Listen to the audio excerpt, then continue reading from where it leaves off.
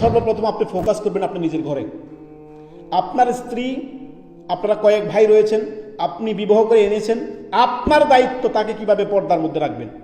আপনার দায়িত্ব তার সার্বিক সুরক্ষার দায়িত্ব আপনাকে আল্লাহ তাআলা দিয়েছেন। অতএব আপনার দায়িত্ব সে কিভাবে সুন্দরভাবে আপনার ঘরে সুরক্ষায় থাকবে, যেখানে সে কাজ করবে গায়রে মাহরাম আসবে না, এটা আপনাকে সুনিশ্চিত করতে হবে।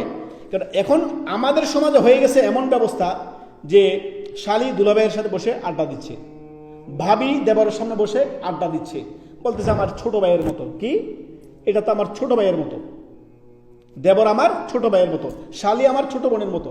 অথচ রাসূলুল্লাহ সাল্লাল্লাহু আলাইহি সাল্লামকে জনৈক মহিলা যখন জিজ্ঞাসা করলো যে দেবর আমার কে, তখন নবী সাল্লাল্লাহু আলাইহি সাল্লাম কি বলছেন? আল হামুল মাউত, মৃত্যু তুল্য তোমার।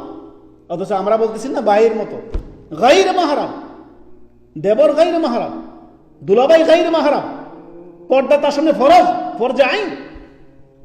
এই যুগে আমরা এই পর্দার গুরুত্ব না দেওয়ার কারণে সমাজের মধ্যে পারিবারিকভাবে বহু জেনাবা বিচার ছড়িয়ে গেছে, আমরা গুরুত্বই দিই না।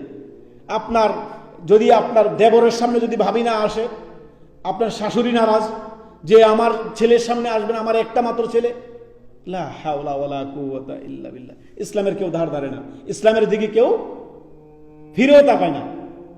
অতএব তো এই সেই সমাজে আপনার জেনাবা বিচার ছড়াবে না। কয়েকদিন পরে দেখা যাচ্ছে ভাবিকে নিয়ে পালাইছে দেবর, কয়েকদিন পরে দেখা যাচ্ছে দুলাভাই শালিকে নিয়ে পালাইছে। কোথায়? ছোট বোন না বলে, এই যে বললো ছোট বোন মিথ্যুক, ছোট বললো আপনার ভাবি বললো যে দেবর তার ভাইয়ের মতো। কোথায়? ভাবি মায়ের মতো বললে না, কিসের মায়ের মতো? মৌত, মৃত্যু তুল্য।